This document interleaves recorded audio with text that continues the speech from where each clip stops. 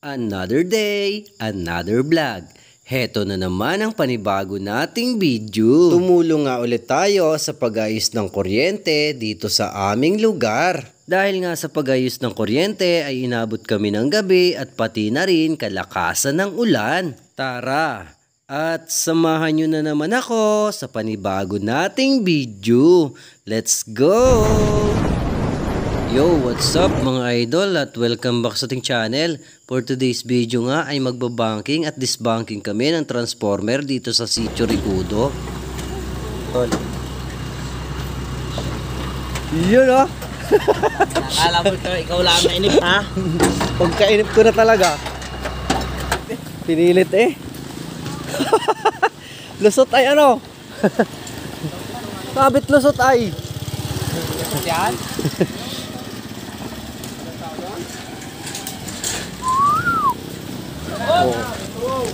Parada.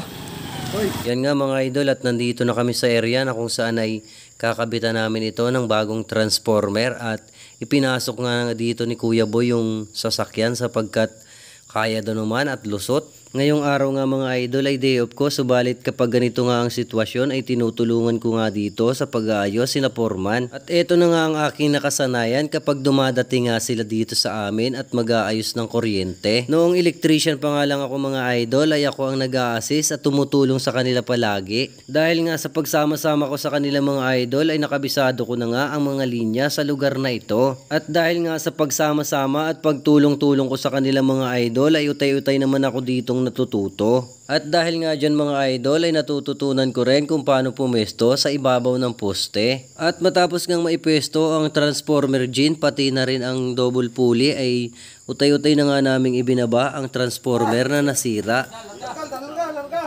Nung electrician pa nga lang ako mga idol ay iniisip ko nga kung paano ang pagbababa ng transformer sapagkat napakabigat nga nito. At nang mag-training nga ako ng pagiging lineman mga idol ay dito ko nga natutunan ang pagbababa at pagtataas ng mga transformer. Gumagamit nga kami dito ng transformer gin pati na rin double pulley. Dahil nga sa mga kagamitang ito mga idol ay safe at talaga namang mabilis na yan naiitaas at naiibaba ang mga transformer mula sa taas ng poste.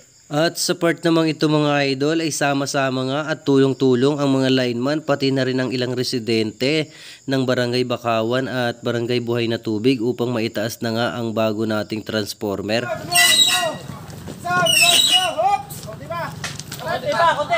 At matapos ngang maitaas ang transformer mga idol ay pumesto na nga ang mga lineman upang ito'y higpitan na. At dali-dali nga nila itong hinigpitan sapagkat umaambo na nga at malapit na rin ang gabi. May isa pang butas yan? Inabot na kami ng gabi sa pagtutroubleshoot.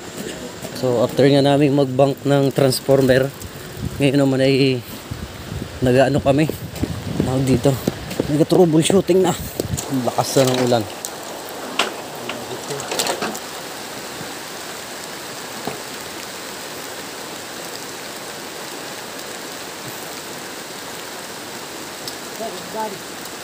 Yeah. Yan nga mga idol at talaga namang ginawan nga namin ang paraan upang mapailaw yung Sitio Ricudo pati Sitio Sawang ng Buhay na Tubig, subalit negative nga ito kaya bukas ay babalikan namin ito para i-troubleshooting ulit.